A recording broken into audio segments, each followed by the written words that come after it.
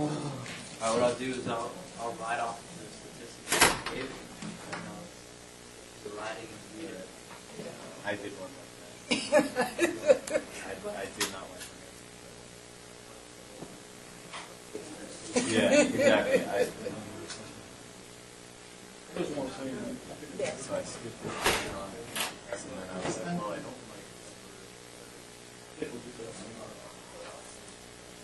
go back and just finish up. Oh, what? Got a lot more knocked out on there.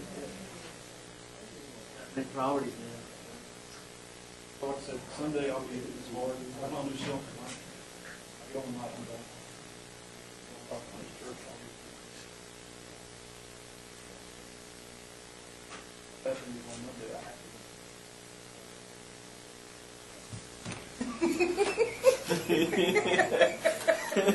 It's Charles. Well, Curtis. There's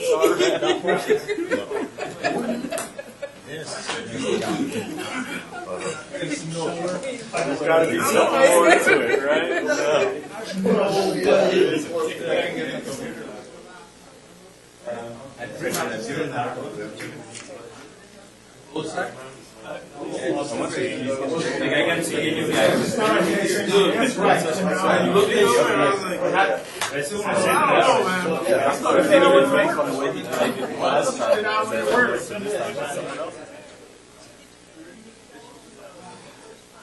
I read all of them. I read all of them. All I can do is pretty much do that. I did that too. And Oh, no. You didn't get any feedback or anything, right? everything's free. Whatever. Well, that was good. No, I know, right? Whatever it is. I'll go for it Monday. I don't know if I have It's been an IE. I'll be in bed. Yeah.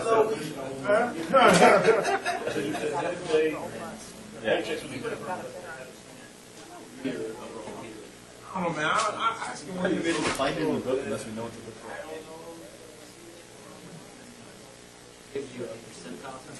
I suppose he said follow the directions. Better read easier. I can't understand. I did root right now. That's Well, considering how we I break them each like. Yes, right. you're not. One class. On to the next. So, we, I saw it. Yeah. Talk about.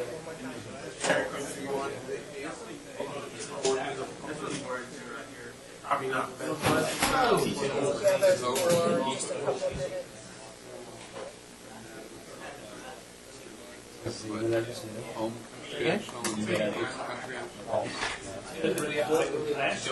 Dennis.mcgow@. Finding correctly. Sorry. I won't worry about it. We have to watch 5 and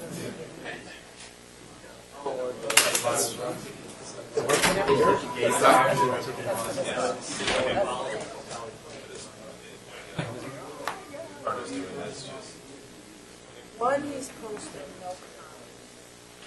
And the other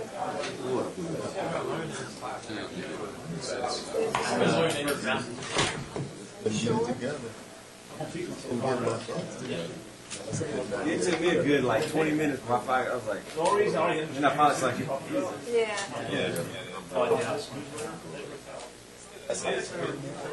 Slow starting, but it's like it. And then it's really you. That I did not. I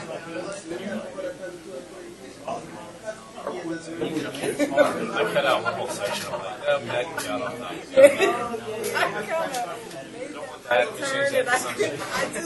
I was like, okay.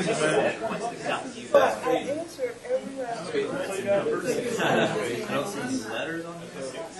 I guess that's stay away. And then you kind of, and there's like usually. The second one was okay. The first one, I just blew that. But not giving us like No, yeah, somebody was all the same like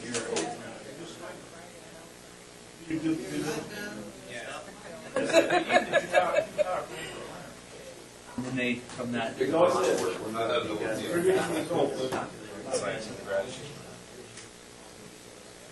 Nothing guarantees with the market at all. 37,000. But you can measure it where you can. Definitely good. Definitely you can.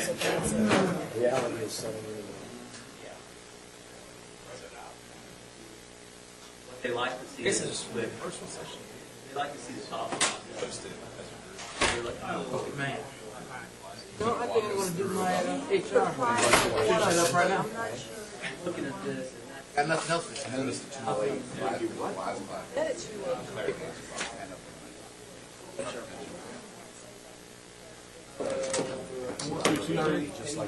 Number may be. I live in your brain. We made assignments out of Wednesday. I started my research because it's tomorrow, right? Definitely got for me. Yeah, exactly. On now? Yeah. I was going through that. One of these, Jim. It's one of these.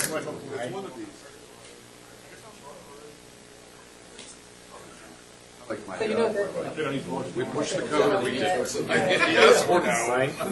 We sold the product. Here it is. Yes or no? Know what it looks like. I went home. I went and got dressed and everything. I was ready. I just knew I was ready. Yeah. I was very good. You don't have all the credentials. Did you get the handout? Oh, that's right. I'm just trying to. You want a copy of the check? They have the it looks like it is like the itinerary. I would guess all of that. All of that.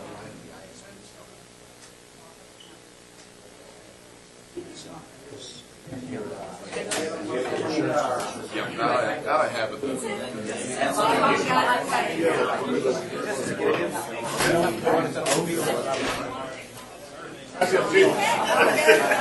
I know, right?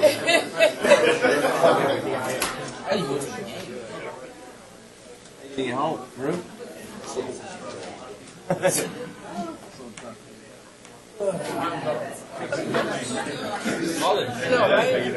Oh, you stupid.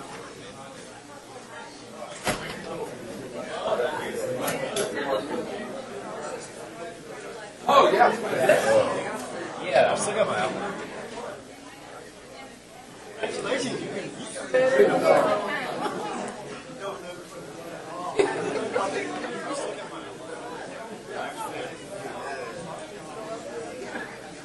Oh, these 6 pages. When it first popped up, it said, oh, I'm sorry.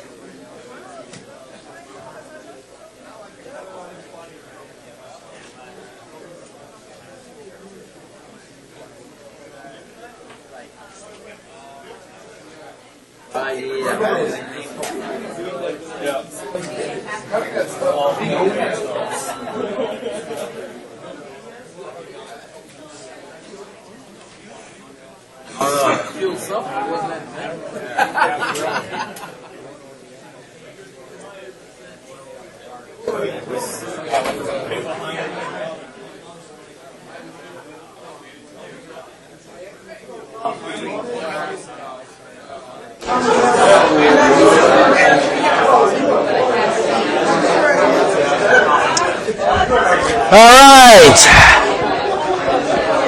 Let's go ahead and head back into your seats, and we'll close off with sort of the last pieces on here. Obviously, there's a lot of material in that chapter, so we're not going to go into bloody detail on all those kind of things. We're just going to point a little bit towards some of the stuff. But the global employee relations aspect is an interesting one. You talk about the nature and quality relationship between the organization and their employees. Well, that's what we're concerned about in the U.S. as well. It's just that when you go global, it gets even a little more complicated. And in fact, maybe you might have some people that would say, well, why the heck do we need to be concerned about that? Right? We should be concerned about that clearly in our home country, but why go through much extremes, in the areas that we're out there in? So you can see, especially when you start talking about some of the nature in which employees' personal interests and needs are protected and served by the multinational. Okay? What do you guys think about that line? Protected and served. Sounds like Batman. Okay. And you may have third-party activists that swoop in like Batman, right? Okay. You buy into that? It depends on whether that's their business strategy.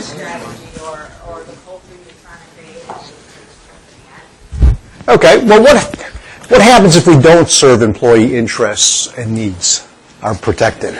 They'll be dissatisfied. They'll be dissatisfied, they may leave, we get turnover, and now you pull in the stuff that you remember right from OB and things like that, right? Because there are consequences when we sort of screw things up a little bit, okay? So when we look at the MNC employee relations issues, one of the things that we want to recognize at first, of course, is that the conditions that are out there. In a lot of the different countries, they're desperate to go ahead and have those multinational jobs in there, even though those are low-paying jobs. But when you have that bunch of people competing for that work, right, and you've got a lot of people that are out there that are looking for work, that sets the stage that you can take short-term points of view, maximize your own profit at the expense of whatever your workforce is. And have we seen that? Yeah, absolutely, right? As you research through the different things for your projects and things like that, you may have encountered that kind of things about the differences when you roll a whole bunch of people over, like third country nationals and things like that over. Okay. So the result is that you got this vulnerability to workplace abuse because you really can't, you want your job, you're not going to protest, right? You're going to go along. They want you to work overtime. Okay, wake me up out of bed so I can go and work another 10 hours, okay? That's the kind of stuff that when push comes to shove, the people that are working in those kind of positions, that's the kind of circumstances in the life that they're leading, okay? Now, you would argue that, okay, whose responsibility is it? The first line of defense for companies would be, I hired out to the contractors, right? And I vetted the contractors. But the problem is the contractors hire out subcontractors, right? And this is a problem like for organizations in terms of, let me use a different analogy. Like we did some work for a defense contractor, and their problem is that they want to try to get a handle on risk, but where they can see the risk is in their first level suppliers, right? That's no problem. We can see sort of problems that may be showing up there in their supply line and things like that. What they can't see is the suppliers to their first-tier suppliers, right? That they have no visibility into. So you have no idea under difficult economic conditions whether those sub-suppliers are going to go broke, affecting sort of the delivery schedule of their Tier 1 suppliers, which will affect their production of their product, right? In this case, we might take a similar approach and saying, hey, are you peering in deep enough? Not just to look at your first contractor, but looking at the subcontractors that they're hiring or how they're treating people. Or is it that we're just looking at the brochure or we're just looking at the YouTube video that they post up about what a wonderful place this is to work at? Multiple swimming pools, that kind of things. Okay? And what it goes to is the idea that you've got to do due diligence. As you guys, again, have been running your projects and you dig a little deeper into that kind of stuff, you understand what due diligence means in terms of looking at that and the impact on the workforce or where are we going to get the talent from. So some of the things they talked about in the chapter, of course, is all of the things that can result from that vulnerability, right? So forced labor, harmful child labor, workplace discrimination, health and safety hazards, job security and displacement. And when you put people under pressure to make money, for example, are the factories in China under pressure? And where are they under pressure from? From us, okay, to go ahead and reduce prices. What else are they under pressure from? Yeah?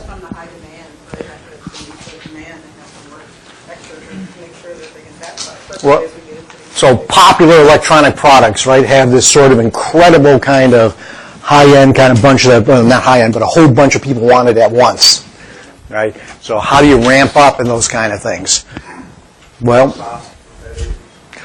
competitors. What kind of competitors? Indonesia, Malaysia, Vietnam, right? A whole bunch of places where what China used to be using, they've sort of passed on, right? They don't make shoes anymore, for example, which is a good thing because that is a really nasty kind of, environmentally nasty kind of job to go ahead and make shoes, all that tanning and things like that. That's moved on to like Vietnam, okay? But if you're a factory worker, you're looking at all these kind of jobs beginning to move on. You're looking at sort of going ahead and trying to get higher wages and prices and things like that. And when you do that, you see that your jobs begin to move to the interior of China, right? So rather than be on the coastal cities or things like that, you may now have to move somewhere, God knows where, inside China or move somewhere else. Yes, Victoria? I think along with that, too, the pressure comes from the additional standards that we all place. We as consumers place on quality, right? So we have lower tolerance for when the iPhone goes, has a bug or something like that. So we're approaching those, those pressures translate into not only do you have to be fast and output more, but you also have to, exercise care and have high quality too. Yeah. Where do you get? And if you've got people who have not been exposed to sort of Western management thought, how do you go ahead and get those people to deliver high-quality products?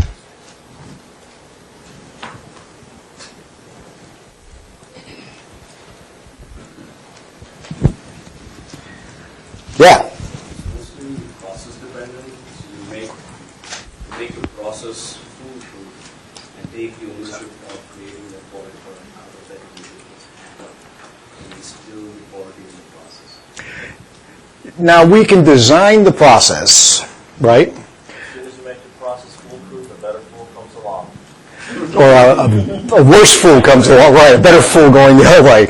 Yeah, that's the problem, though, right? Is that this is like, from an engineering point of view, it would be great if you can specify those things and all those people that are doing the assembly are exactly alike and perform exactly alike. But we know that's not the case, right? Things get mucked up when you throw people into the equation, okay?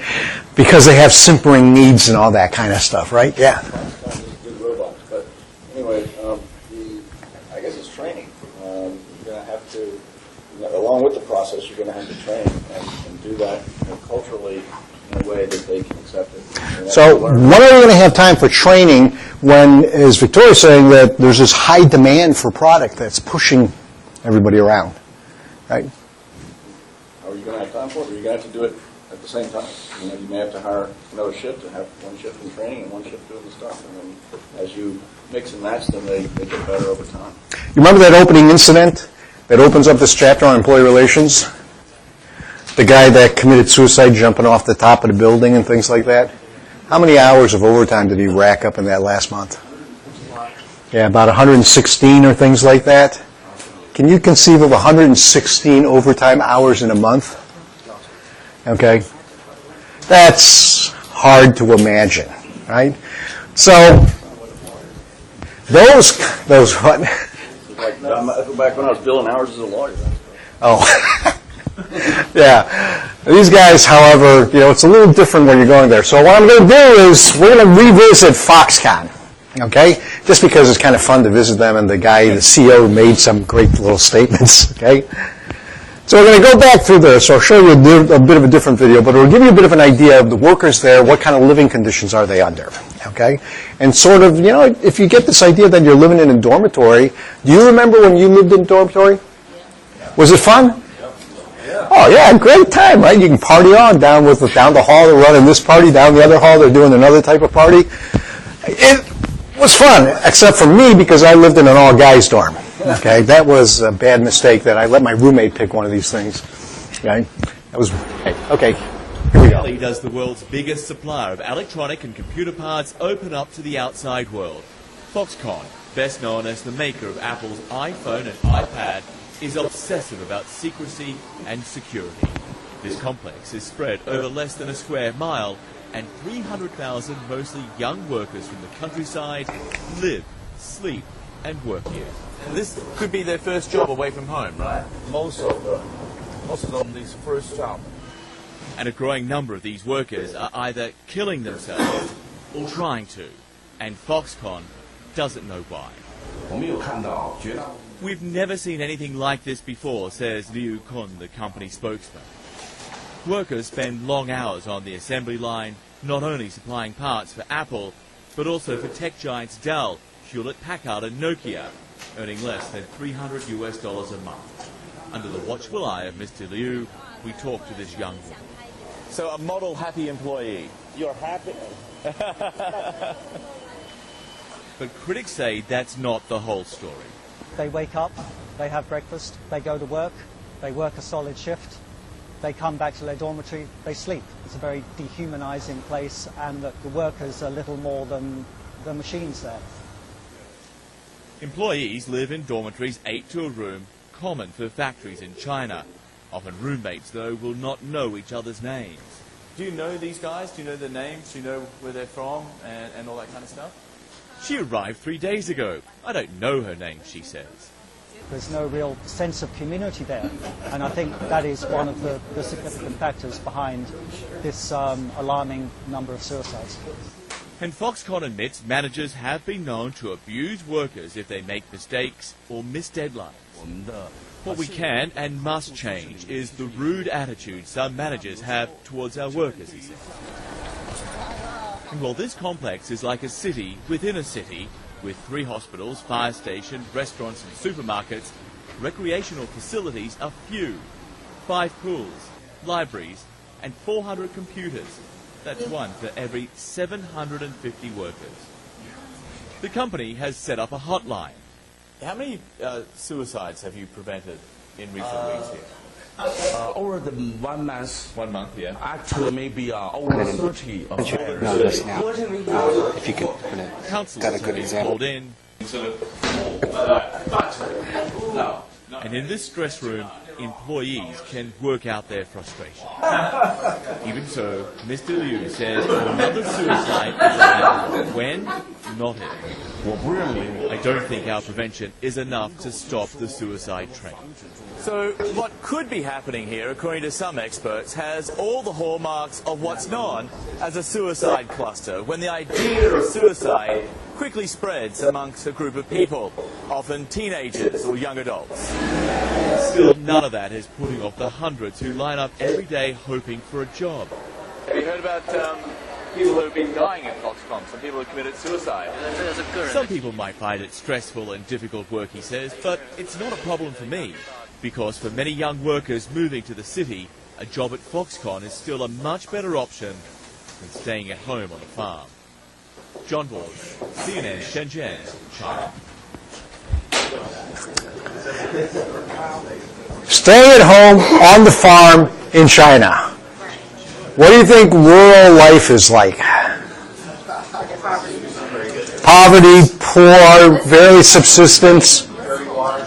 Could be blissful as long as you can find food. Yeah.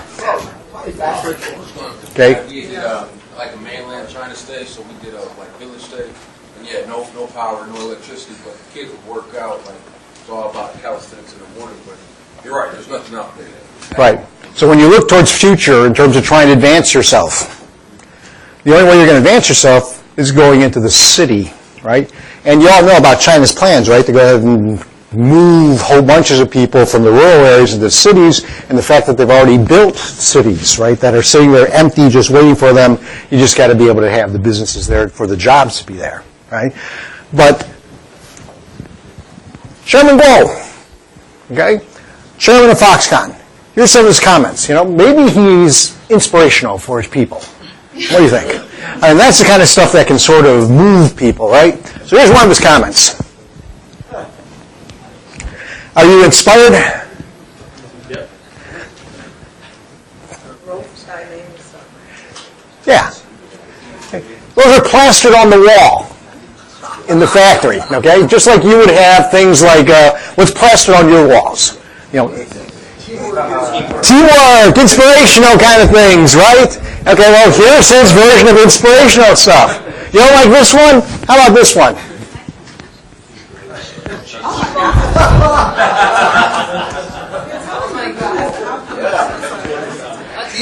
You guys are just too wimpy as managers, you know? You just got to suck it up and do better. You know, he complains about the fact that if he was in Taiwan, he wouldn't be held up to this kind of scrutiny. Okay? It's only because he's in mainland China that he's getting held up to this kind of scrutiny. Okay? So here are some facts and figures, and what you should be asking yourself is, okay, so what impact does this have on the workforce? So you are now the Chinese factory worker, and here's what you start hearing. You make a little less, or you make less than $300 per month. Okay? Now, keep in mind, what does every good Chinese son or daughter have to do twice a year? Go home. Okay? And they all go home at the same period of time, which is why you see like those gigantic crowds and stuff like that. And when there was a big storm, things that shut down the rail system so people couldn't get home, that was a huge problem, okay, for things like that. But you're going to spend a good chunk of your money to get home, buy gifts to take back home. So how much money do you have left for your life in, very close to nothing, right? So maybe you're there because you think you're going to learn more, or grow, or do some other things. But your wages will increase by 9%, but the quota rose by 25%. So what does that mean you're doing? 18 hour shifts. You're working longer, right? So even if you made more money, there's not much you can do about that. And if you started off with dreams that you were going to start your own business because you're going to go there, make some money, and get things rolling, well, congratulations, you join all the others which crashed and burned on those kind of things. And instead, what you got is exhaustion, okay, from the number of hours working. Now, admittedly, Foxconn is sort of like one of those kind of examples we can hold up there. There are others that are just as bad. We'll do that in a moment. They talked about sort of setting up that company, hotline, okay? Except when you go ahead and check within the context of the people that are in the factories, they don't trust the hotline, because what do they think? They're going to know who it is, and if you complain, get fired. Well, wait, I thought they needed workers. They're all outside the gate, just sitting there waiting to be ported in. So there's no good reason, if you're management there, to go ahead and say, hey, the jobs don't require longevity. I just need them to work their butts off, because what we've done is we've simplified the work so that they are like a machine, but they're only doing something very simple. That's their version of a factory. Okay? So if I lose my job, where do I end up going? I go back to the farm, if I can go ahead and do that, or I've got to try to find another job in the city in China. Okay? How many people do you think are looking for jobs in that city? Large numbers. Do you have realistic unemployment numbers? Which? Like in Beijing or Shanghai? Do we have realistic, not from the government, but realistic? That part I don't know in terms of that, but that's a good question to ask, when you're out there in terms of what are the realistic numbers. There may be some, you may have some expats or others that are out there that may be able to tell you some of those kind of things. So maybe if we made their work life a little better, right, that would help. So some of the academics that were in China said, you know what, you got to stop this military discipline that you've got going on in the factories. Okay? Foxconn's response, we saw part of that the last go-around, we'll replace workers with robots. Okay? The other part of the response is, we need to increase productivity. How does that help out? I guess if you increase productivity, that means we're working them harder, right? So that they must be more virtuous because they're working harder, things like that. Okay? Or they just simply are too exhausted to be able to do things. Now, you saw those women that were in the 8 to a room kind of stuff? Wouldn't that be a way that you could get to know a variety of other people? What? They're asleep? Yeah, the woman had a thing. And they come from different parts of China. The dialects are different. They could learn to go ahead and interact and actually get some of the stuff that you and I got when we went to sort of college. But for them, it's going to take a longer time. But they don't have time, right? If the demand for iPhones goes up, they need to work more overtime.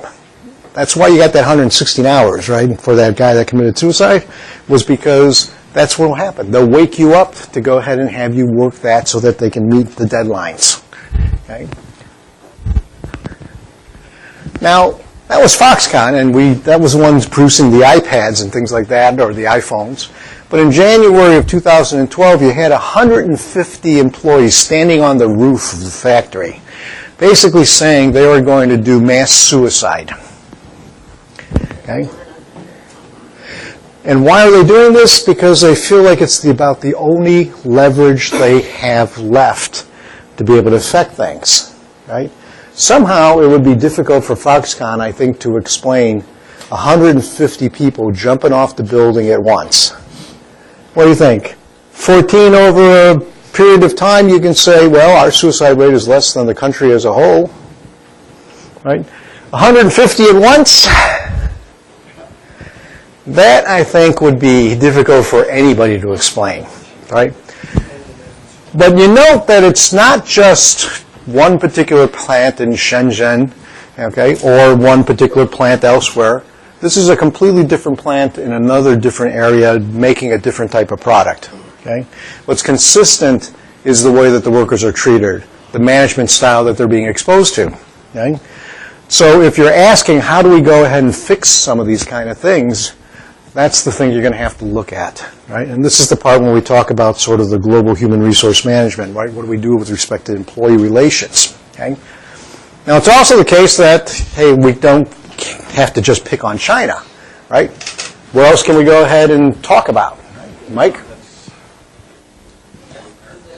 Everywhere, okay. Did we see any big things that happened in the news recently? India, Bangladesh, right? You remember that factory that collapsed, okay, substandard materials and things like that? They knew about it. They still kept them in there, doors locked and stuff like that, and boom, a bunch of people die. Yeah. I wonder even how effective, if there were the mass suicide, it might be effective for a period of time, but we tend to be so transient in our recollection that, things kind of creep up. We have to kind of force them, like with Nike, right? Force them to become more sensitive, make their business pay, they being the multinational subcontracting or contracting. Yeah. Well, and, political action or building awareness can be useful, right? You can embarrass people. Or you can embarrass companies by saying, this is what they're doing, this is how they're kind of running their business. But the other thing that was interesting as you read through that chapter was they had an interesting comment about Nike's action. Do you remember it?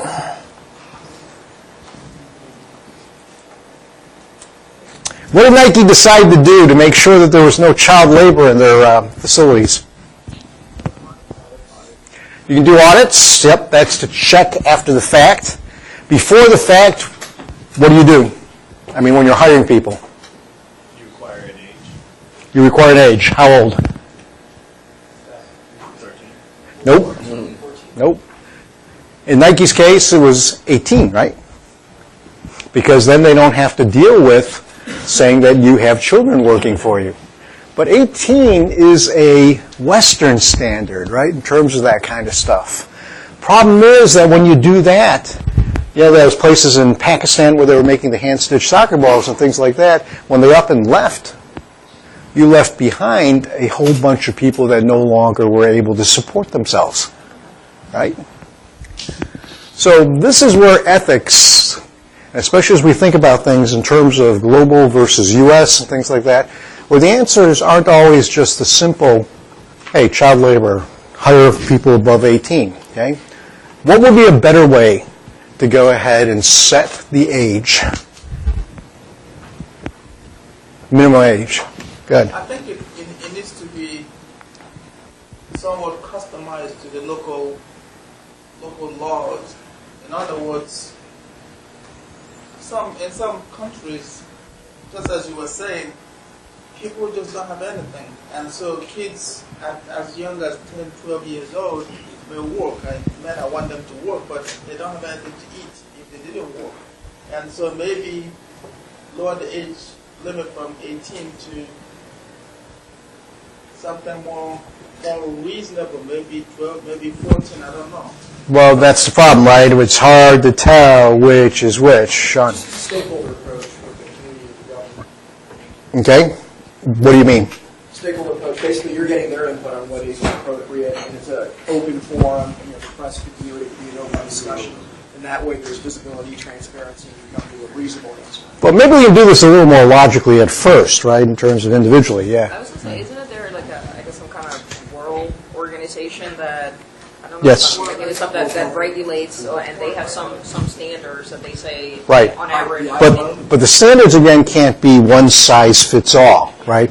18 is one size fits all. 12 would be one size fits all, right? What we're looking for is an appropriate criteria that can go ahead and be used.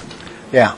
I was going to say, I think that's where the NGOs, those, that have local presence and advocacy for employee rights, and maybe that's where you can have them as a stakeholder so that they can help inform what are the right practices for that about. Okay. Yeah, and that's good to go ahead and pull in other people or groups and things like that to exert pressure. Right. But let's flip this around and say, what do we want the children to be doing instead of working? You want them doing schooling, right? Because how are they going to advance? How are they going to be able to do more advanced jobs if they don't get any education? Otherwise, they're going to be stuck in the same loop that their parents may have been before them, and you never break out of that loop. Yeah? Yes, it's a very interesting kind because if you pull out, like you said in Pakistan, they pull out the handstick box, and those kids are probably going to now stand by the street and Beg. Yeah. That's the sad part of people who exist away. So yes, you're right. You have to come up with a cultural plan where the kids will go to school and get paid for it, and probably you will do some kind of work, even if it's not hard labor, but give them an opportunity to train on their skills as they go along. You cannot change a society's needs because you feel it is incorrect. They might have parts of the family that cannot provide for them. Right. You have to think of that in those terms. The most important thing is to have legislation from local countries. So you can't go in and try to exert yourself, but get the governments come and do something, and you have to probably push, lobby those governments to do something. Okay. That makes sense, to go ahead and try to do something. I was just going to say, I think that it's one of those things, as the economy develops, in order for it to sustain, education becomes even more important, right? Because those jobs end up going away, and then what do those people have to fall back on? Right. Although, when you remember although I hate Maslow's hierarchy of needs, I think it sometimes is really useful, right? It's common sense, though. Well, it is. It's just hard to go ahead and say antecedent-wise which stage you're in. Except when you're dealing with abjectly poor people. We know that the concern's got to be survival, right? You're not thinking long-term and you're not thinking about something else. On the other hand, if we're a Western country or a developed country, can you think about doing things that are not just perfectly attuned to the bottom line and saying that the way we're going to enter in here, we're going to translate doing things for the community is saying that we will actually, in this village that we've got our factory located in, educate the kids, give them money, give them books and things like that, and we're going to support that, okay? And they can only join us after a certain age. Now, the question is what age? The age is when their formal schooling is no longer required. Okay? So in the U.S., how long are we supposed to go to school till? 18, right? Although people can drop out and do other things. Some people it's earlier, others it's later. That's true. Okay, so whenever you met the requirements of going ahead and doing high school, okay? I might have taken a few extra years. No. Oh, that was undergrad. Yeah, that was a little different. No, it was graduate school. I forgot, yeah. Well, one of the reasons we shift a lot of work to some of these countries is for the efficiencies and cost efficiencies you can achieve in labor. Right. Now you start getting more education. With education, comes enlightenment. Now people want more education, and labor cost goes up. Yep. They're seeing some of that in China already. Right. So now, and India. Yeah. So now starting to price themselves out. In terms of educational level, people are going to demand more from the market, and now you lose those efficiencies. So Did we get to a certain point where it costs you just as much to do your work in China as it does to do Well, this is the crux of the argument, isn't it? I mean, from a financial point of view, we're going there because we want to get our products produced for the least cost possible. To do that, though, we're setting up the conditions for those for the abuse, right? Because we are forcing it down as much as possible, right? It's like having, getting a contract from Walmart, and you say, "Wow, fantastic! They're going to take like almost all of your production." Except every year, what do they tell you? Reduce the price, reduce the price, reduce the price, and then pretty soon you can't manufacture that freaking product and make a profit, right? So that's a problem. Yeah, Jim.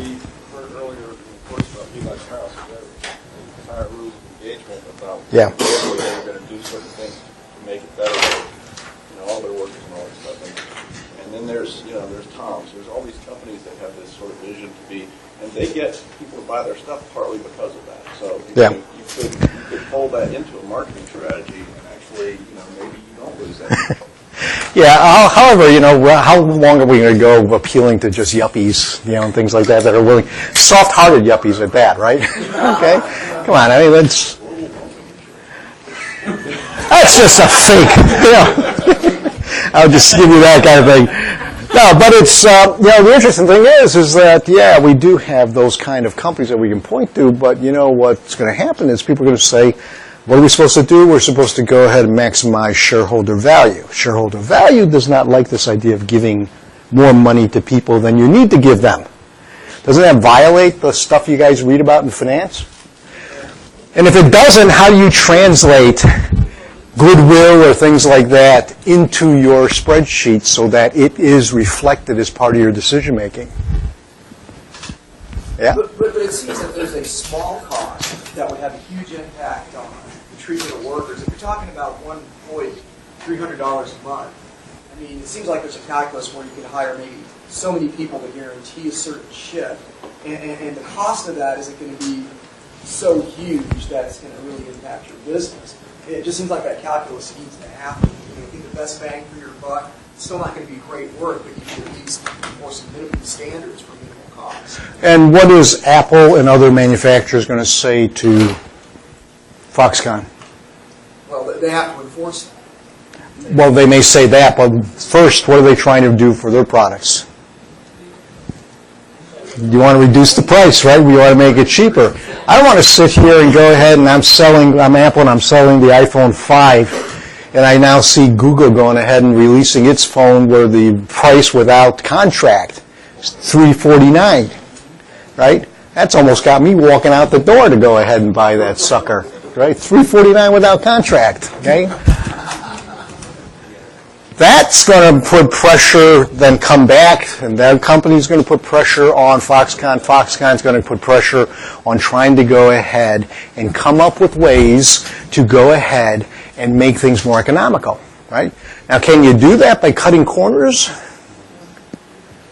You could. It might affect quality, right? Or maybe it doesn't affect quality. You just put your people at higher risk, right, and things like that. But people, if they're not in the equation, they're just simply a, collateral cost, okay, in terms of doing things like that. Okay. This is sort of the trade-offs that you're going to have to make when you start talking about doing the global kind of expansions and managing the global kind of workforce. Which for which? Now, one of the things that I think we should do is, we've talked before about the notion of orthodoxies. Did I talk about that? Talking about sort of the dominant kind of frame of reference or lens that a company may use, right? That we are a transportation company. That would be an orthodoxy, okay? Or we always do it in this way, okay? That's an orthodoxy, okay? The problem with companies trying to innovate is to break the orthodoxy, right? How do I break out of the way I've always been accustomed to seeing things? And we told you that, hey, part of the advantages of doing things like an expatriate kind of tour of duty is because breaks your lens that's from your particular country, right? Opens you up, builds your cultural agility, all of those kind of things, okay? But, that's easier to say than to do, right? But one of the orthodoxies maybe we need to break is that somehow paying your people more, giving them more meaningful work is going to cost us money. Now, you're probably already saying, of course it does, right? So why don't you give me some examples then? Flip that around and give me examples of what you think are companies that spend more, but they make more, okay? And they compete against people who are spending less. Now, the fact that you can't think of examples right, is a reflection of how strong the orthodoxy is in terms of the way that you do things, okay? So my point to you would be that there are some companies, okay? So we're going to go to retail business. Okay? Walmart, okay? What kind of rep does Walmart get for sort of the amount it pays its people and things like that? Yeah, their people have to go on government aid in order to go ahead and do things, right? Because the amount that they're being paid is relatively or pretty low, okay?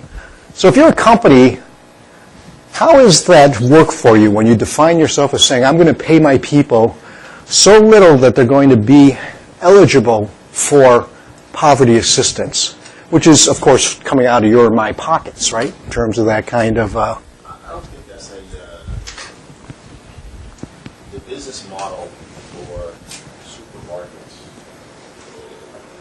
There's salary or compensation guidelines that align, whether it's Walmart or Kmart or whatever, right? And then those stores, regardless of how many stores they have or how much money they make, are going to say, well, because we make this much money, I'm going to go and start paying people that are handing out baskets of $100,000 a year, so they don't have to qualify for certain stuff. So I don't. And that's the likely argument from the dominant position, saying that there's no way you can do this. This is just wasting money. Where's your return on that investment? The which? Southwest Airlines. Southwest Airlines? They pay their employees above market levels, investing in their employees and doing everything they can in a low-cost airline, which is a cost-efficient strategy. And they're doing phenomenally well. Profitability is higher than all the other airlines. But I just look at it as different. Why is it different? Because it's an airline industry, the price level is different. Okay, so let's go back to retail, grocery industry kind of things, type of things. Let's go back there, yeah. Wouldn't that be almost creating an inflated labor pool where you're paying a Walmart employee what's top dollar, $20 an hour for a skill set that doesn't really you're overcompensating them for a skill that they don't really possess. They don't have that skill set. How do you know they don't possess that skills? Well, that was my next point. So as you hire them, obviously they have the potential to move up. They typically become managers. You see some of the managers, some of the spouse, different guys or whatever, they become managers and regional managers, move up within the company. But if you've been at Walmart for 10 years, again, probably a high school diploma, probably just local town guy or girl, and you're just trying to get a job. And what is your worth, I guess? Well, let me translate this a little bit because I believe that's an interesting question about sort of what are they capable of doing in a sense, right? Because that's why we pay them less. But that's the orthodoxy, right? I'm hiring for this low-level position. I'm going to pay relatively little. I'm going to assume that they're not capable of doing more, right? Oh, well, let me finish the argument, right? This is the argument when we talk about sort of having the people like Ed Milliken going ahead and saying that, you know what, rather than making an assumption that they can't do this, instead let's train them in sort of Six Sigma kind of techniques, train them in terms of doing root cause analysis, and then let them practice those skills and let them, through experience, through failure, right, go ahead and determine who's got it and who doesn't got it. Rather than me saying that, hey, I don't think these guys are going to go, they don't got the right stuff to be managers, maybe 1 in 1,000, right? I would say flip that assumption around and just ask yourself, what if everybody has the capability to go ahead and do that? What would you do differently? I can see the sort of looks of disbelief, but hey, do you want to get into it? Maybe you got to do something different. Yes? Yeah, so I was going to say, it goes back to being creative in your job setting or your role setting as a company. And I feel like Walmart or the retail industry has an opportunity that if they decide we want to break this orthodox paradigm that you're talking about, you can redesign jobs that encompass, greater level of skill, and there's an opportunity to gain efficiency even in that, right? So instead of just having someone as a cashier, you think, I can pay a cashier this, but what else can that person do? Are there other functions within that shift that, someone can take on, and you're still gaining efficiency where you're not paying the minimum, but, you're still cost cutting. So Typically, there's a way that HRM can apply to, these Right. cost differentiated strategies. but you can break jobs down, okay? But then they become molecular. Then it becomes something that it doesn't matter who the hell's talent, they can do the job because it's so many. But of course, as we know, when you apply some of those job redesign kind of principles, what happens when we go ahead and make those jobs repetitive? No meaning to them. Why should we expect people to be happy or anything like that? They will not be, okay? And the same thing holds not just for the people here, but for your global workforce. Those people in China working those repetitive jobs which have been designed down to be simplistic because their version of a factory is assemble the pieces and snap the parts in. Not sort of a holistic kind of piece, right? So you're right about job design, but the culture and the management type of things that are all holding that in place, that's a hell of a lot more difficult to change. Well, one of the things that I think is like about Home Depot is that within the store environment, even as well as with FSC, we have opportunities for associates working in the stores to, during work hours, for a percentage of their shifts, they can allocate towards not just advancement within whatever department they're working in, but also in other areas of the company, like if they want to get into merchandising or both in store, we also allow them to, if they develop a certain degree of expertise, they can come to the store support center and then participate in like blogging and other ways to kind of expand. And this is something that we would argue that why can't companies do that when they go overseas and things like that, create opportunities like that and things, right? So let me go ahead and drop back to the grocery store kind of things, okay? Ends up, if you look at how much Walmart pays things, very low. Take a look at what Costco pays their people. Much higher, much more of a livable wage, okay? And with that increased kind of pay scale, your argument should be, why? I mean, they're just selling goods. Why are you paying them more than you pay a Walmart? Can't you get by with just paying a Walmart level salary? That's how they position. What are they positioning themselves as?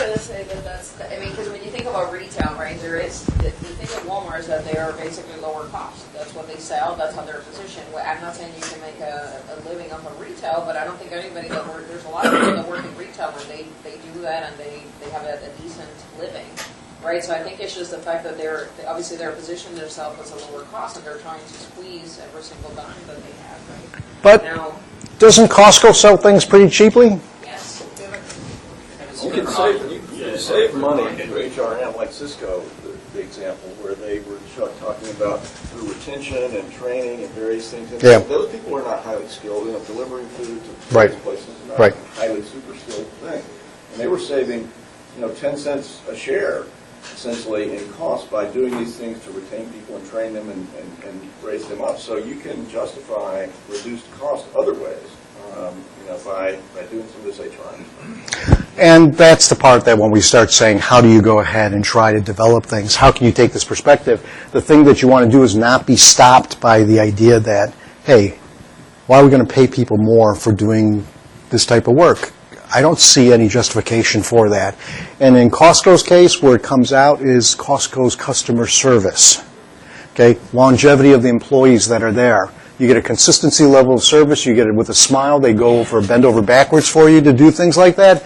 You get repeat customers coming back over and over again. And customers who, obviously the model's a little different, are more than willing to go ahead and ante up the cost of the membership card. Right? Yeah. So that's a big difference. Dustin, what do you want to say? I was going to say, I mean, it's a different audience. It is a membership. You have to pay a fee up front. And also, the average sale in there on a per visit basis is going to be way higher than Walmart. So people who shell out larger amounts of money at a certain time, even if they're saving costs over the life. And employees there. We talked about this like idea of mirroring with your employee base. You know, go into a Costco and the experience there, you know, versus a Walmart and the customer service and the people you interact with and how they interact with you is completely different. Well, do you like your customer experience when you shop at Walmart? Then why do you shop at Walmart? You say price, okay? But if there are cheaper prices or other low prices, Sam's Club is like a direct competitor to Costco, but it's owned by Walmart. They're known for the same. Not as successful. they're not as successful as Costco. And in fact, Costco is successful because the model works for them. And did I post an article about Costco to the? Yeah. Yeah. You can take a look at that and see, because I think when you look at that, you see a bit of argument about that. And it breaks the orthodoxy, right, about saying pay the lowest. They're strategic with how they expand. They're not looking to be all over the world. They're very strategic. They take their time, and they're very selective on location. Right. But the bottom line is that it's another different type of model that you can use for doing that. I worry when we get caught up in using existing models and continue to go ahead and extrapolate it. If we're running into a lot of negative consequences, I would say to you, why don't you think about using a different model, right? Try it out. You can pilot it and things like that. We know there's enough instances where things are successfully done, right, where you don't have to run to the bottom on things. Because running to the bottom leads to this kind of crap, right? Because you're forced. And then you get people that are feeling the pressure to go ahead and turn around the margins, so they're going to compromise their people, cut that back on safety and health kind of things as they force them to go ahead and work long hours. Like, do you want somebody working on you if they're a doctor who's been pulling like a 14-hour shift and you're an hour 15 on the table? Okay. If he's my doctor, maybe it's different, right? Okay. But that's where we know that it's just like you guys thinking that you do multitasking well. The data doesn't support it. Okay? And the same thing's true when we start talking about sort of some of the things that we hold as orthodoxies. The data may not support it. We may think it does, but this is where we start going to that idea of, hey, hard facts and evidence. Take an evidence-based kind of approach and see what can happen. Okay? So if we apply what we know about some of the things like job satisfaction, motivation, organizational justice, first things I would say is, if you got a bunch of pissed off people all the time there, saying what kind of outcomes can you expect? Retention issues, right? We know exit is a function of the dissatisfaction, right? We know that there are loyalty issues if you got lucky enough that they're going to be active and sort of looking at the best kind of things. But most of the times people aren't going to say a word, right? They're going to suffer in silence until they exit the organization, probably, especially when the organization is authoritarian. Okay? And now why doesn't China have more examples of organizations that are not authoritarian? Well, look at the government. Right? There are no models that are like that. Yeah. Say one thing, if you can't speak out and sabotage the equipment, right? Yeah. You see that in plants, and if they're afraid to speak out, they manage to figure out how to kill the equipment, and then it's the equipment night. And geez, exactly. Yeah, it was like the operators when they used to go ahead and say, hey, let's go ahead and use the metric of going ahead and saying, how fast do you answer a call? And then as soon as you answer a call and you solve it, you immediately got a phone thing. The operators learned how to busy out their phone so that it couldn't switch a call to them.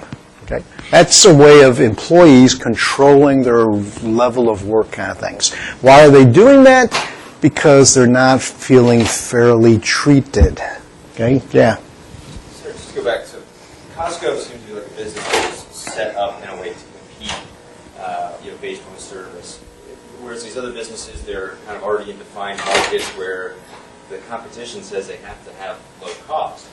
Are there any examples of companies that have been able to break out of that orthodoxy and change the midstream? Because I just don't see how if you're already in one of these commodity-based markets, I don't see how you shift.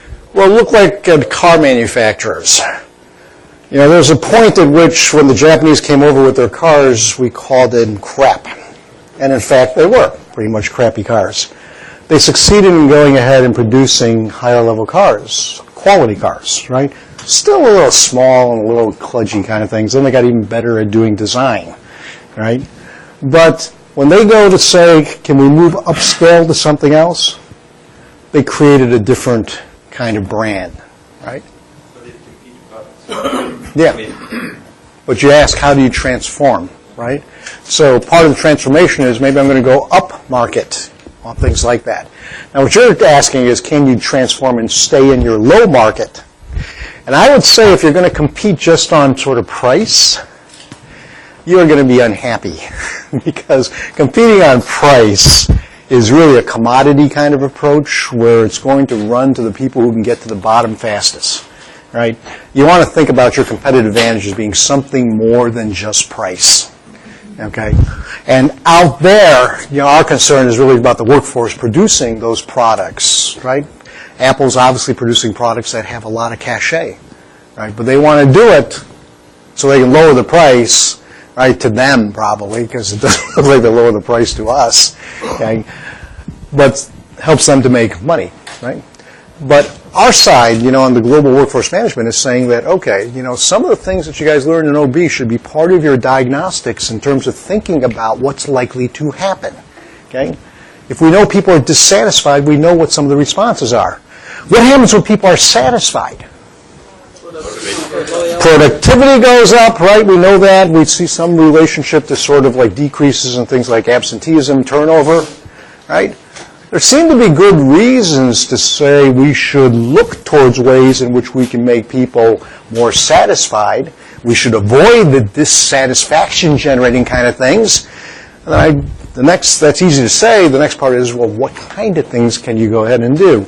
Well, that may depend on the particular situations, right? But we can also look at things like this idea that we encountered, money is a motivator, right? If it's repetitive work and things like that, and I make money and more money, that might be worth it, right? On the other hand, you can point to those people working in the factories in China. Yeah, they make more money when they produce more types of things, but how much money total are they making? Not much, right? So what we know is if you want to make people happier or more motivated, you take money off the table, right? You pay them enough so that they feel that money is not something that's really making me dissatisfied. Now I can play with other things. Those people in China that wanted to go ahead and move themselves up, create their own businesses, that they were using the money to go ahead and try to build up a fund to be able to do that kind of stuff, those people are not looking for more money just simply as a motivator. They're looking for that next job that will give them that autonomy, mastery, sense of purpose, right? And if your jobs are dissected down to the point at which they're simplistic, yes, you've got reliability, you've got an ease of going ahead and replacing people because they're not really people, they're just going ahead and no more than a machine, right? But you shouldn't expect them to go ahead and generate anything else except dissatisfaction, right? You want people to come up with new ways of doing things? It's the people who work the jobs down at that level that probably have the best ideas about going ahead and redesigning the work or how the flow might be different. But if we take an approach like China does, we're never getting there, okay? Because not enough time, not enough sentiment about that. And as we talk about things like justice, do they feel that there's distributive justice, meaning the way that resources are allocated is fair? How much are they making? Less than $300 per month. Foxconn profits last year? $3.2 billion. Okay? Somebody's making money. Okay? And all you got to do when you visit China, when you visit Shanghai and Beijing, is go look at the luxury shops that are there. Watch the people in the big condos or the big apartments and things like that, or the big homes. Somebody's making money, there's no question, and it's coming off the backs of the workforce. Okay? Now, I don't want to sound like I'm trying to be sort of a bleeding heart liberal here. Okay? I'm just saying that, from a point of running a good company, a productive company, I don't want to be a prisoner of sort of these kind of financial assumptions, the way that we should run things. You should be thinking, right, about how you could do things differently and then generate better productive outcomes with a workforce that may be happier, right? I mean, hell, that's a hell of a lot more fun to manage, isn't it? When you got people that are glad to come to work, that are excited, that look at each day as an opportunity to do something cool, okay? But not the other way around. Yeah, Kim.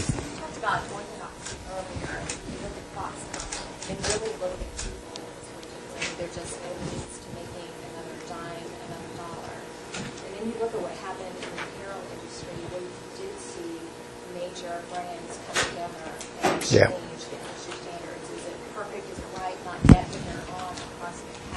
Yeah. So why isn't that happening in the technology industry? I think you'll see more of that. I mean, as you embarrass more and more major companies like Microsoft, as being, there's some YouTube kind of things that are out there where it's an appeal to Bill Gates saying, Steve Jobs didn't do it. Why don't you step up and go ahead and do it to stop some things going on there? But, that's part of it, right? That, third parties, things like that. But this is the interesting thing, right? How do I get people who have shared interests? How do I build those so that we can move it forward, right?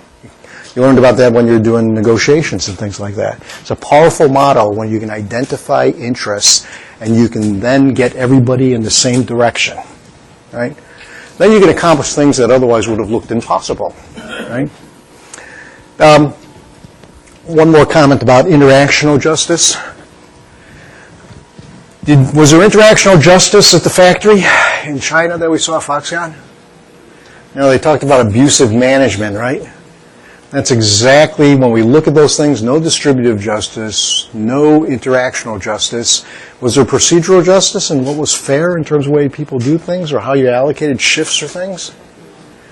No. 0 for 3, okay? These should be early warning, or not even early warning signs. They just stare you right in the face. You just simply have to take that, react to that, right, to go ahead and alter things. Otherwise, we're going to continue to repeat the same formula. And I've already talked about that, about sort of breaking the orthodoxies so that you can go ahead and develop different kind of approaches. And part of breaking your orthodoxies is this idea of cultural agility. Think Samsung, right? When you want people to think differently, you spend money and you train them, right? 6 months where they just sit around and experience the culture, learn the language, go to the parties, meet your neighbors, join the neighborhood groups. I mean, you want a deeper kind of understanding of the culture and the norms and things like that? That sounds like a pretty good way of doing it, right? And then the second 6 months, you go ahead and work on a project related to Samsung interests. But now, based on the fact that you've got a much better idea of sort of what the different kind of constraints, norms, and things like that are working there, right? If you want to be serious about something, you want to get out of the folly of expecting X when you're rewarding Y. You want X, you reward X. Do you want X, you spend for X, okay? Don't let yourselves get distracted on some of those things. You want to be clear about sort of what it is, what level of kind of capability are we trying to develop. And then friggin' just line it up, right? It's not rocket science, right? But it breaks habits, and that's hard to do, okay? Yeah? I wonder whether it's easier said than done. Always. When you have, if you are Walmart and you have 1.2 million employees around the world, and I don't know how many countries, and these people are usually at just starting level. They don't expect to be there for very long, and they just need something to do for a while. They may not be as motivated to learn and so on. How do you implement the kind of strategy that you are trying to implement, or you're suggesting, which would be different from if you're running a small company where you expect people to be there for a long time and transfer the so-called tacit knowledge to newer employees and so on. Different scenarios. Well, let me post up a case about Best Buy. Did we talk about Best Buy? Best Buy, did I show you what they did? Okay. They transformed themselves. They have store within a store now, right? Okay, they transformed themselves, made a significant transformation in the way that they've operated, right? Every journey that's difficult begins with a single step, right? You just want to use steps that make sense. right? And we can get there, okay? But it's really, unless we know the specifics about something, I can't give you more than that, but I'll give you examples. All right, let me, I'm sorry, but let me go ahead and just simply close out a few pieces here, because waiting in the wings, we have our next guests here, okay? I'm not going to go through these things, but I want you to note that all those things are practices, meaning that when you're looking for something that you could do, there's some evidence based on those different practices, right? So you shouldn't be saying, oh, I don't know what to do on this. Hell, you got the list. Just go ahead and determine which ones seem to make sense that you might be able to put into play, right? For example, in health and safety, it's a great one to go ahead and line up people's interests, because they are both employees as well as management is usually interested in safety, right? You can start with small pilot projects and get success and then build it up where you start building up trust. You can move on to bigger things, right? But for all of the things that they talked about practices, I'll just simply say you can take a look at it, right, and go ahead and refer back to it. The other thing I want to do is give you a few quotes here. Right, in terms of closing time of things. What's measured improves. If you're serious about something and you've got no metrics, you're not serious about it. Okay? By the same token, if you measure something and that's the only thing you're measuring, that's the only thing people are going to pay attention to. Right? And again, follow the expecting X when you're rewarding Y. Okay? You remember we had Buckingham's article about what makes a great manager? Okay?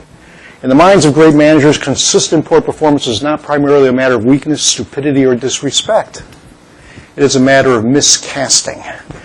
This is an example of saying, take the normal frame you would apply, say they screwed up, and flip it around and say, maybe they didn't screw up, maybe I screwed up by putting them in the wrong positions. Right?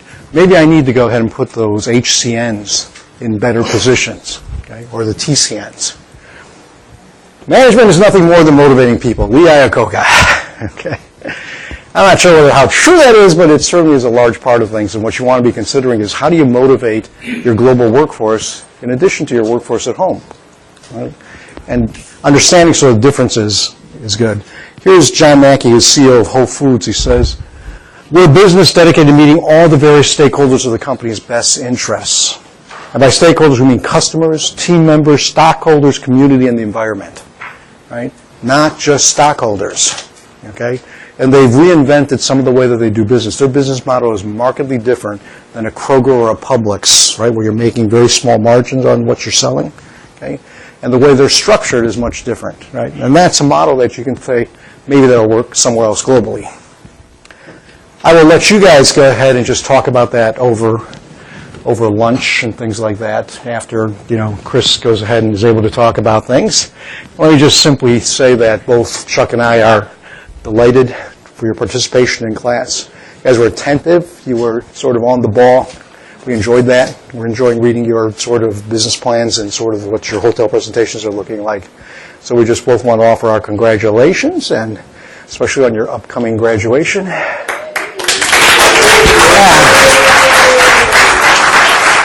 Well, thank you. So, Chris is here to share some entertaining information. Well, and also another survey. Yes. First survey, then information. Yeah. All of you that filled out the first survey should have received an email. Do I need it? Should have received an email from Gamza, my PhD student, who will be coming back in a second. And that email should have given you a number. So if anyone did not receive their number and you had filled out the questionnaire, we can, if something happened to the email, we can give you your number so you'll know. There are 2 people in the class that filled out the first survey who didn't put their name on it. So we weren't able to figure out. There are actually more than 2 people who didn't put their name on it, but the others we could figure out because they didn't rate themselves also, so we were kind of able to figure it out. But some of the people who weren't. So if you're one of those 2 people, you don't have to tell me now, but we brought the surveys, and you can look at them and recognize your handwriting, because I don't remember your handwriting. I don't even know. I think everything I saw from you was typed anyway. So then we can go back and we can enter you. So you won't know your number today because you're not on the maps, but we can do it again and send new maps that will include those 2 people. Okay, so what you'll see today is the maps without those 2. Hopefully we'll be able to identify them, and then that will even be a more complete network map. So the first thing I wanted to ask is if you'd be kind enough to, again, fill out a survey. It's not a network survey, but it's about yourself and also your team and how you interacted and all that. Once that's done, everyone's finished that, then we'll put up the network maps and we'll talk through it and tell you about what they all mean and answer any questions you have. Sound okay? Okay, great. Sure, yeah. So what we're handing out is similar to last time. There's one, there's a consent form that says that we're not forcing you to do this, and there's also a, we're not. And then there's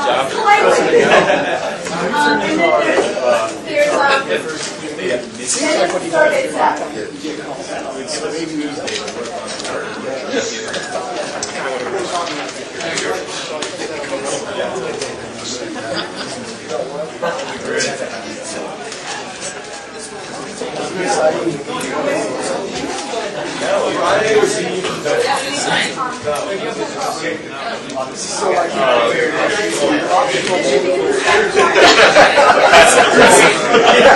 You don't have to.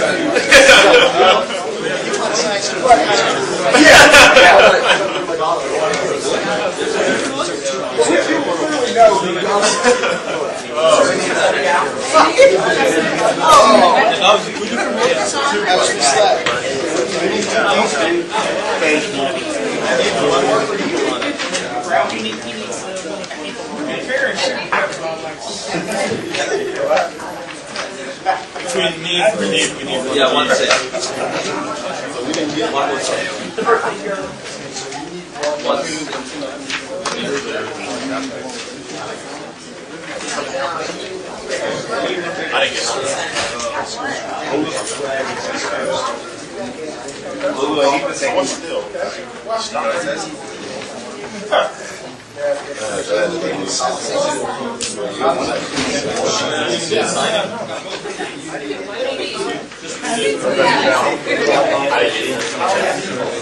I didn't get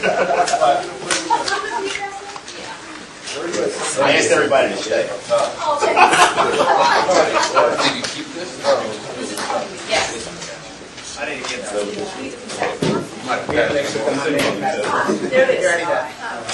No, we don't.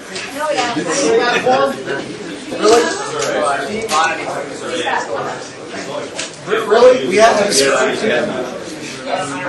We're asking about your current team this semester. We know you've been in other teams, but for this semester. Really, we have to describe ourselves whether or not we're sexy. I mean, really? Really? It's an established scale. Show us sure. I said Fred. You don't have a consent form. Let me pull it as well to show.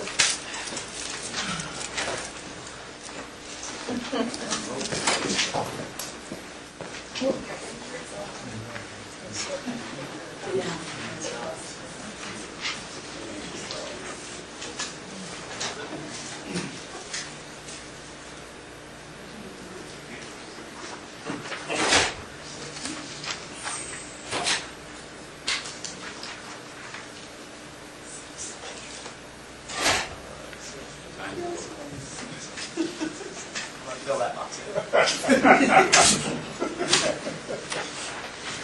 2 minutes have been done.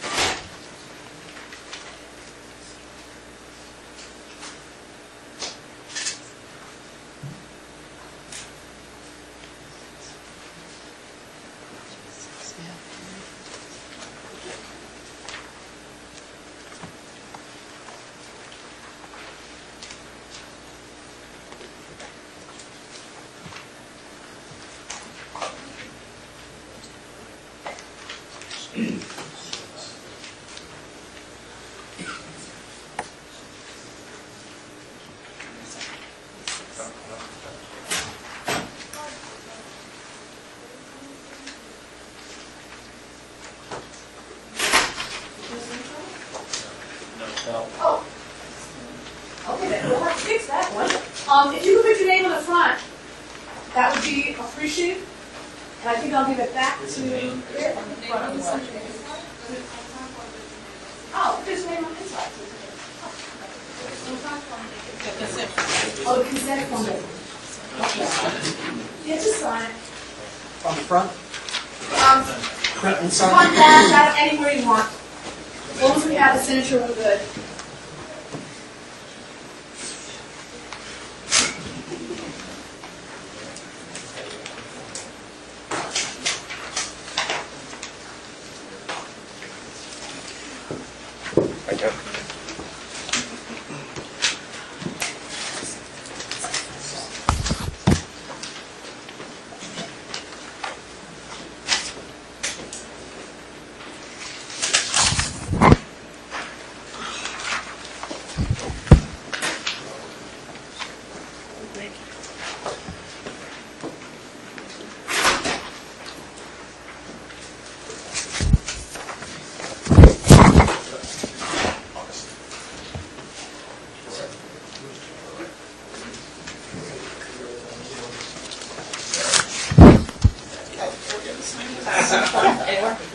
Anywhere's fine.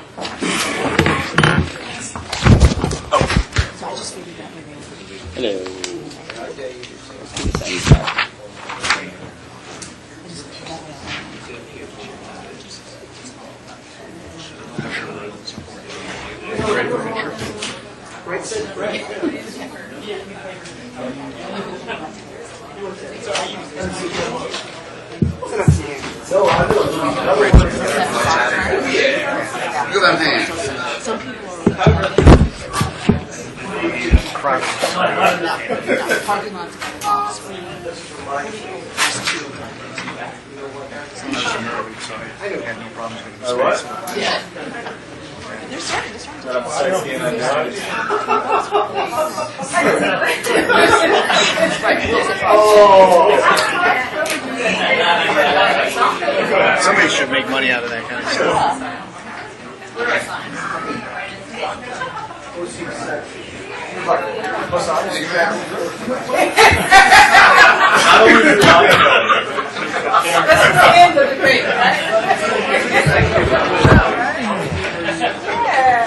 You need something to drink?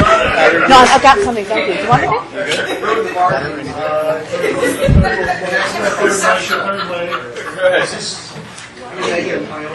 Or is that sex game I know that erased I and I just wrote everyone. Everyone.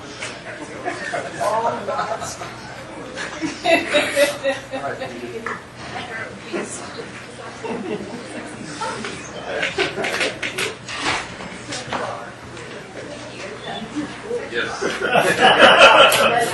Yes, please.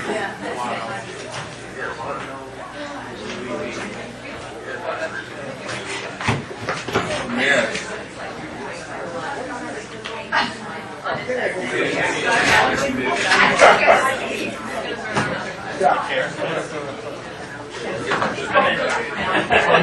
Twenty minutes.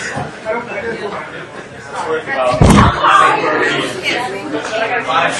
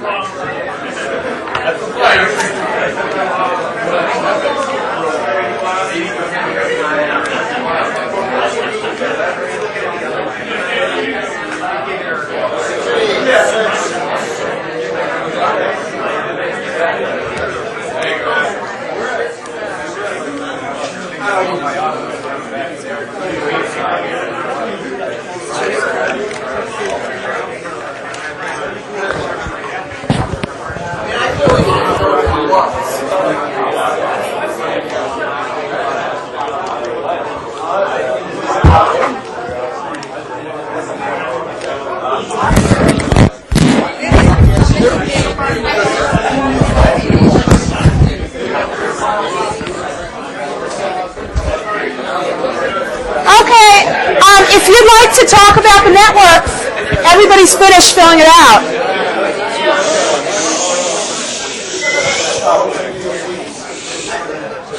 That way I figure you get to lunch potentially sooner. Yeah. Always good, right? Okay, so these are the results.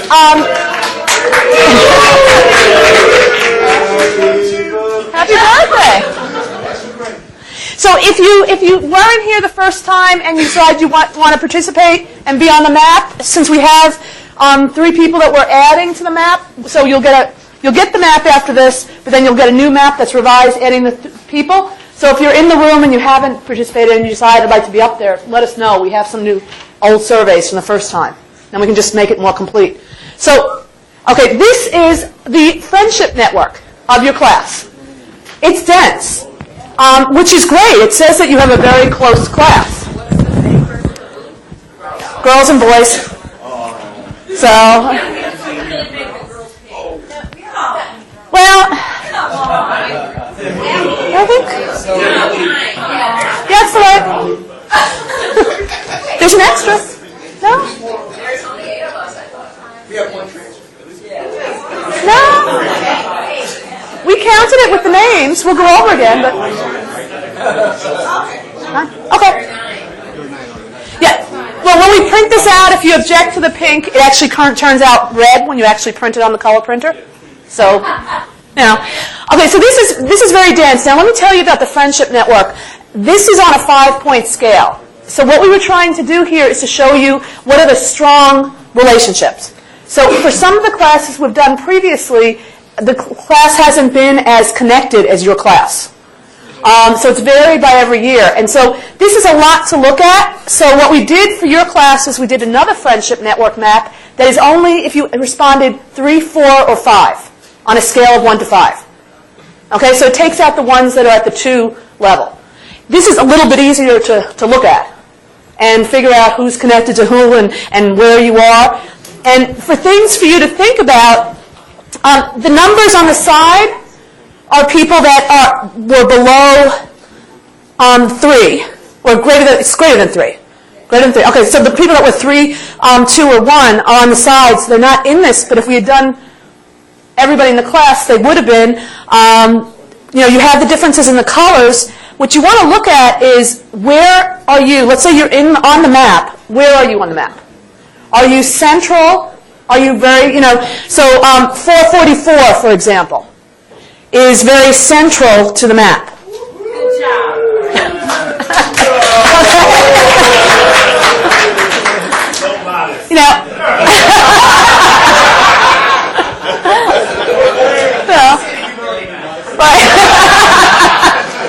Now, I mean, look at 446 also. I mean, not that 425 and 447 are slackers either. They're all very central. Now, it's not necessarily always good to be central, so there's pros and cons of both.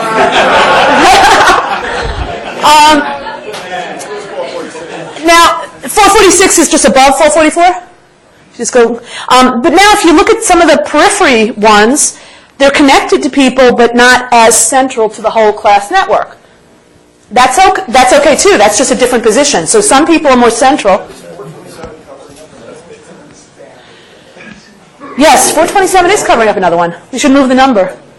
You see 427 right here is covering up someone's number. So we'll have to rotate that.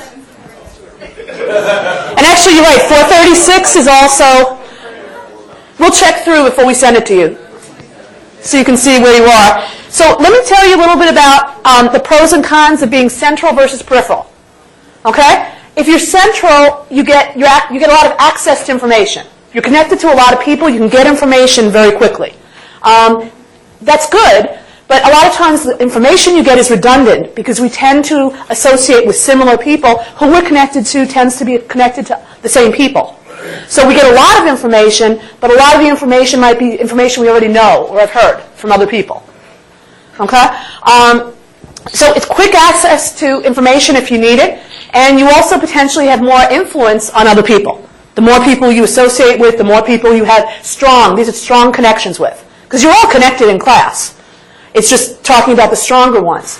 Now on the periphery, on the pros, you access information, but the information you tend to get tends to be more diverse information or less redundant information. Because you're connected to people that aren't necessarily connected to the same people. So you're connected to different pockets of people. And because of that, you'll get different types of information. So on Central, a con about Central, I mean, it sounds good getting a lot of information, maybe not all redundant, or not all redundant, but a lot. But you have to maintain all those relationships. Now, if you want to maintain all those relationships, that's great.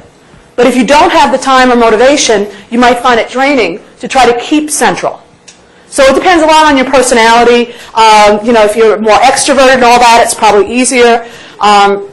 You know, and it also can be distracting because since you're associating with a lot of people, you're getting a lot of information, and you might not want all that information all the time.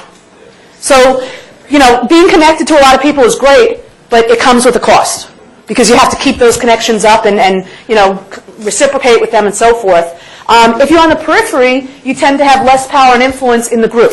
And these are in general. I'm not saying everybody that's on the periphery doesn't have very little influence or anything, but in general, that's what the positions say. Okay? Let me show you another map. Actually, okay, this is the advice and help network. And this was a 7-point scale. So it was also strong ones. We did greater than 4, so 5, 6, and 7. So, who do you go to for advice or seek help from? You're welcome.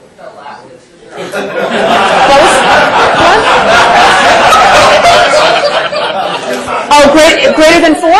Is that what you said? Those are people that are not on this map because their relationships are lower than 4. So if we had cut it at 3 or something, they might have been on the map. But then it would have been a much more dense map. So we looked at your class and tried to cut it where it made sense, where you could actually look at this and go, oh, okay, I understand this. Let's see that. What? Why are the arrows bi-directional? That's... Since we didn't collaborate on this, someone, right. I may read you, and you read someone else, and you may not read me. No, it's an excellent question. What we did was we could have done it either bidirectional or one-directional. And we just, for this presentation, we did it with bidirectional or reciprocated ties. So it's where you both agree that you have strong connections. Okay, but you could do this for where just if one person says they're strongly connected to someone else, it doesn't have to be reciprocated. It's just different ways of computing maps. I was just after the first survey. I wasn't connected to Okay. Yeah, so remember, it's reciprocated. It's also above the number. And so if we were doing this in an organization, we probably wouldn't have as densely connected, but you're spending weekends together. You're spending a lot of time together. And so, of course, everybody's connected. And so that's why we're connecting it. We're cutting it at a higher point. So this is the advice and help. This is the where you are in terms of stimulating people's thinking and sparking new ideas. You know, interacting with, listening to their comments. And what you're going to see when we send this to you through your email, you're going to be able to, it's a lot to absorb right now, but you're going to be able to, if you want, to print them out and look at them across the maps. And see how you might be very central, let's say, to the friendship network, but you might be not as central to the advice network. Or you might be connected to different people for different things. You also have all your teammates, and you'll see potentially where you might be more connected for things like this with your teammates that you've worked on things than you are with the people you socialize with. Okay?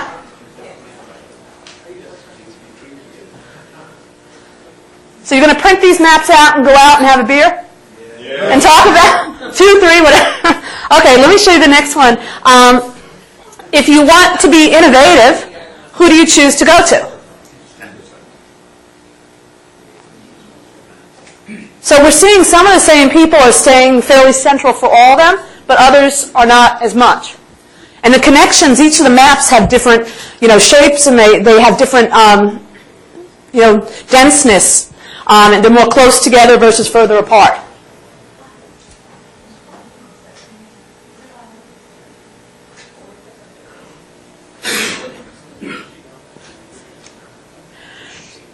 I was just going to show you this as an example. we have two people that are from the Gemba 6 class that started with the Gemba 6 class. And so I thought you might find this interesting. This is the friendship network for the Gemba 6 class. You see? Yeah. So that's, I mean, that really shows you. Now, that's the greater than 3. Yeah. No, it's the, this one. Wow. Yeah. How many hated each other? Actually, we didn't bring the map of the class that really didn't look good. There was one that was worse. So, but no, it's not that they didn't like each other. They just, they might have had more connections outside. They might have had more family. I mean, a lot of it is some people, they want to be friends with people, but they also have a lot of obligations outside. And so they might not be as, again, we're talking strong connections. They could like everybody. Weak connections is fine. You like people, you interact with them, you get along, but you have your own network outside that you're working with and dealing with. And I know a lot of people, I'm trying to remember Gemba 6, I think there were a lot of people that had kids and a lot of different, I mean, I'm not saying people in this class don't, but I think sometimes that has an effect. This class doesn't? This class has more babies and kids. Oh, okay. Okay. There was a lot of single couples. There was a lot of single. Like they young couples. Okay. Okay. Well, right. Yes. Yeah, Brandon was asking. We did all the surveys at the exact same time, so we always came in between, around September, doing the network survey in this class, and then we always came back to do the second survey end of October, early November. So it was always in this last semester, and always in this class and all that. So that way, when you respond about your teams, you're always responding about your teams this semester. So we tried to keep it as consistent as possible. So, I mean, I didn't bring the other maps, but every class that we've done, this is the 4th time that we've done, they all look a little bit differently. And so it's kind of interesting it's how they connect and all that. So that's how it is. And so if you see where you are, you might want to think about, are you happy where you are? Would you like to be more peripheral? Would you rather be, more on the, in the central? Would you rather work because you can do things to try to, be more involved in certain things? If you feel like you're too connected with too many people, maybe that's why, it's been too many connections. So maybe you need to spend less time. And so those are things you can think about as you move forward. And I know you're all graduating, but hopefully you'll interact still. So, did I cover all the main? So do you have any questions or anything? You said we were one of the more connected. Was there classes that were more connected?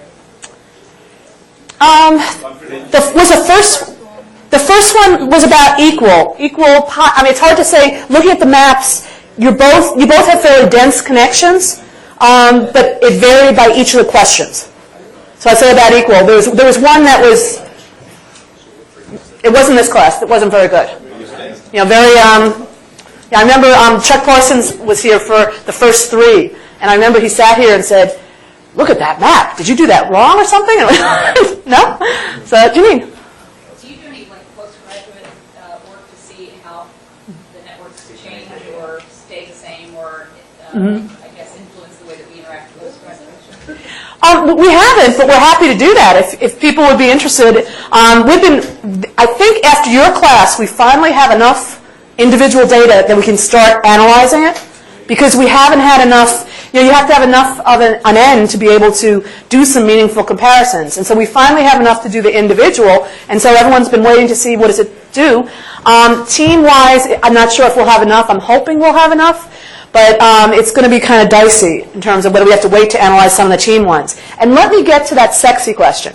Because that was something that I know your class was the first one that really picked out on that. That was I'm not saying anything, but no. But that was part of the creative personality scale, and it's a personality test or scale that says that certain adjectives are more characteristic of people that tend to be either higher or lower on creativity. And so it's 30 adjectives, and you check them, and if you check the ones that are considered higher for creative people, you get a +1, and if you check the ones that are for less creative people, you get a -1, and then it adds up, and it shows where you are on the propensity to be creative.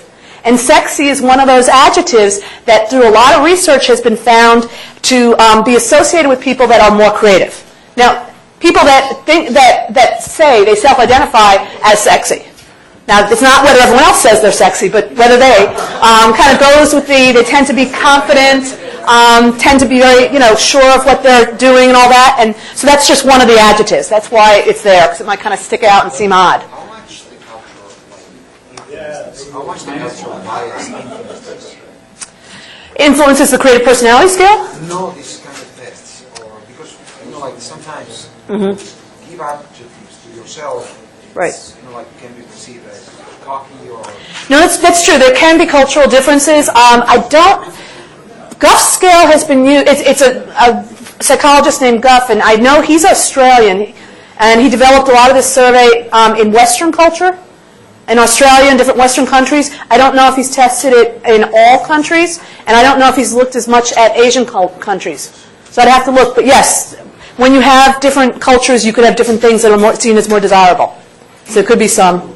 And that's just one, just because you have the propensity to be creative doesn't mean you are creative. There's still, do you actually follow through and do those behaviors? And so it doesn't mean a definite connect that way. So any other questions? Yes, Janine. Sure. So do you want the dense one or the less dense? Wait. This one. Okay. Sorry.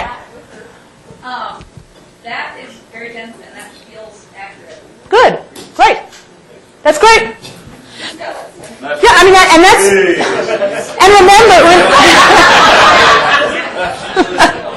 so remember, this one is, again, since these are reciprocated ties, these are where both people said yes on the friendship network, either 3, 4, or 5. So if one person said 2 and one said 3, they wouldn't be on there. So if we had done the unreciprocated, especially for this one, it would have been so dense, in terms of the different connections. And so we didn't want to show you a little black ball, basically, where you couldn't see where you were. Oh. And this is what's really neat about doing the networks is you can't get this without having everybody respond and seeing where everyone exists as a class. And that's why we do a lot of this with companies too, trying to see where people exist, and then doing some career management about what do you want to do to change your position, to develop it, whatever it might be that would be helpful. This slide is wait, this is the first, you mean the last one? Because we have friendship network, we have advice network, then we have stimulating ideas, stimulating thinking, and who you go to if you're trying to be more innovative, more creative in your thinking. Yeah, Rishi. Does your sexiness scale account for cultural bias? You have an Italian in the class. he asked that question. Yeah. I don't know. I'd have to do some research. But we'll see. And what's funny? This scale, the creative personality scale, was done in 1979. And so when all of you, it's done a lot of research for years. And so, it could be, I don't know if anyone's updated it, it could be at this point, back in the 70s, describing yourself as sexy might have a different connotation, whether it's cultural or not, than now, describing yourself as sexy. My guess is it's changed, and so, that's why I say it's not one-to-one, the connection, but it's just interesting to see. So we're happy to answer any questions you have, and it doesn't have to be right now. If you look at these, you start looking at them, and you wonder about it, definitely, we'll consider doing further follow-up if you guys are interested in the other classes and seeing what it does in the future. That would be really neat. You want to? You mentioned that you guys use this for career management using companies. So what does that mean? I guess is there any correlation between you're doing more networking and then that kind of helps in terms of your career network? Right. Because if you're more central in the network, depending on the organization. Some organizations being more central might be you're more in the know, you're more visible. So when promotions come up and so forth, you might be more likely to be promoted. But again, it takes time, so it could be more what we call an inverted view. where it's good to be central to a certain extent, but not too central, because you've also got to do your job. And if you're always keeping all these connections, you're not dealing with your job.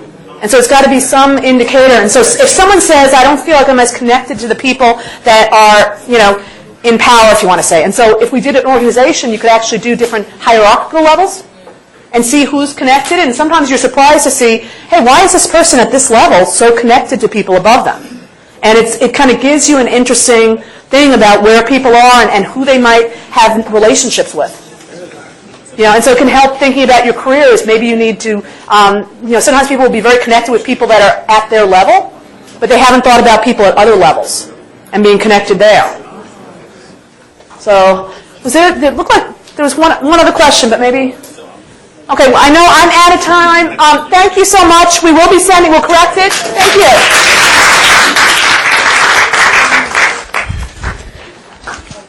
I always have trouble with this.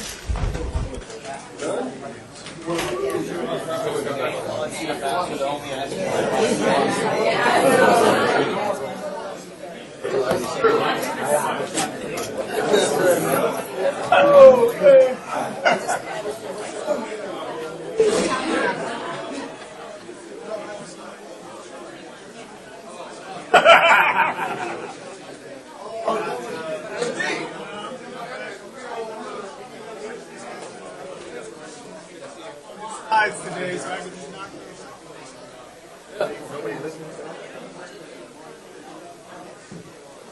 I think after oh, okay. We have friends? Everyone will be here. I'll add them. Okay, then I'm going to send you what I have. Wonderful. Okay. So the one that you have, delete it. I'm going to resend this. Whenever other people.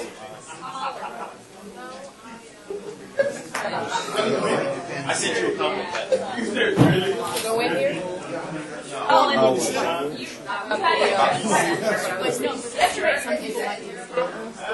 Did you add it in the?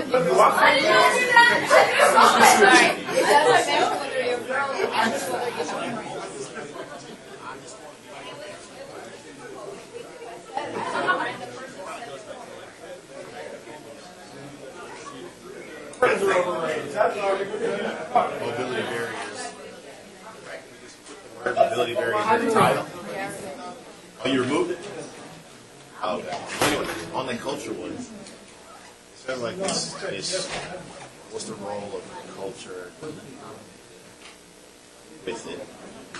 They're focused on culture. How can they use that to their advantage?